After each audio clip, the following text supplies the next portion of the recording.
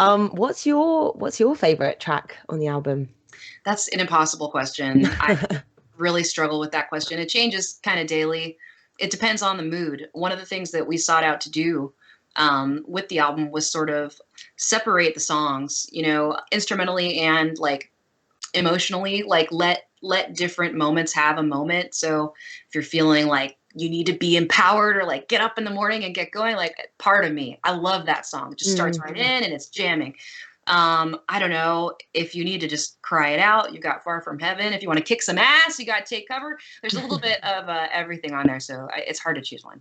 I think I'm the same when I listen through an album, and obviously, if you enjoy the full album, like you said, depending on mood and where you're at, you've got a different favorite every time. So, on an immediate listen, I feel like yeah, right, because I don't know, it's a vibe, and like I said, Well, imagining everything live, I was just like, yeah. this would be Mm. sick.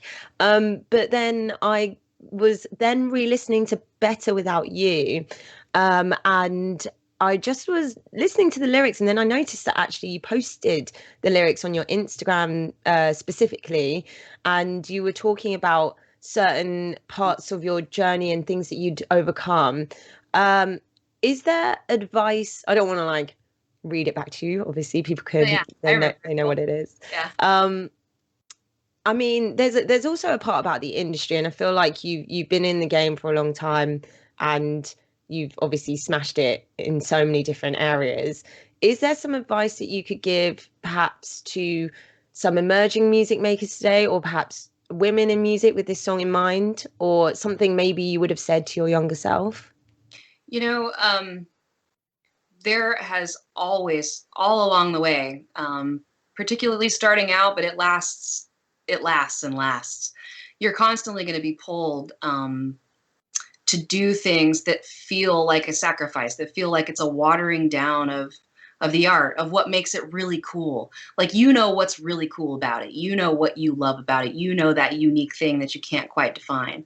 Um, but the businessmen who are really, their priority is about making it make money, are constantly trying to pull out those unique things and make it dumb, make it simple, make it something that they think everyone can get into. Don't give in to that. I have fought that fight over and over and over, and I really believe that is a huge part of the reason that we're still here. The corporate guys, if they could write a great song themselves and make millions of dollars off of it or whatever, they would have. That's why they find us. So trust your gut when it comes to the creativity and being the master of your art. Do what you got to do, play the game, but don't sell your soul. It's not worth it. I feel that. And also, I mean, if you really think about the beginning of your journey and what you guys were doing, which was so different, and I'm guessing the first few gigs that you did, perhaps people might not have got it immediately, or maybe they did, but they didn't know what they were seeing.